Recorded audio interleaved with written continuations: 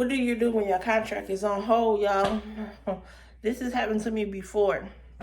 When your contract is on hold, you had submitted. This happened to me with another company before that I had applied with.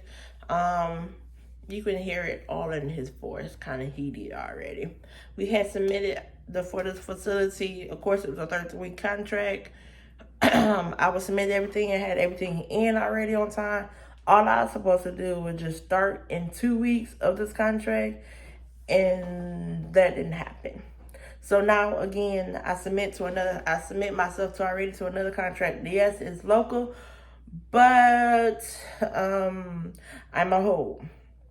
So now when I'm a hold, it's nothing on me. It's with the facility. Why I say this is because one, the facility on hold, they have too many people trying to fill the position up.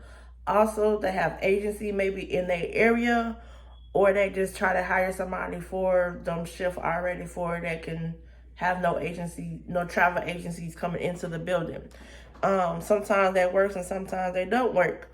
But in the midst of all of this, since I'm on hold, what do? I look for another contract with the same company. If I can't get in the same company in that area or come back down some or go a little bit up some, I look for another different company that have hours in that area or have a facility in that area. Being on hold is nothing what you had done. Like I said before, once you submit everything, being on hold means exactly what I just said before. The facility on hold because they probably thinking how we're gonna pay everybody out. Maybe, I don't know. Too many agencies trying to keep applying. Too many travel companies applying for these positions, so that could be on hold. Or their census are low. They also have travel other agencies in the building too. Or they found somebody already for the position. That happened to me before also as well with a different company that I mentioned before. Apply for this position and plus to start in 2 weeks, like I said. But then they hired somebody for that position, even though I was supposed to start. I was kind of a little heated with it because it was a go for me. Everything was submitted for me. ID, social security card, bank, drug test. Everything had submitted for me. All I was just ready to start, but I got the note, a call, maybe a week before I was supposed to start the contract, and they said it was canceled only because they hired somebody for the position already. The next thing too, when you on hold, I look for another contract with the same company like I said before. But then when I look for another contract, I ask the recruiter maybe twice if it's on hold already. So can we do we gotta resubmit or do we gotta call and see if it's a go for us? If I don't get that second yes or no when I ask for the second time, maybe in the week or so or in a 2 weeks period, so I space it out when I ask for it, and I keep saying it's still on hold or they filled it up already, I'll still look around for another contract. Only reason because I'm not trying to miss no money. And the contract that I had with that company, for example, it's it's ABC Box Nursing Home or ABC Box Hand Sanitizers and Nursing Homes. Whatever. It's a 13-week contract.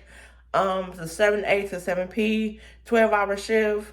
I always look for two contracts in that area because for me, I know what I'm trying to do.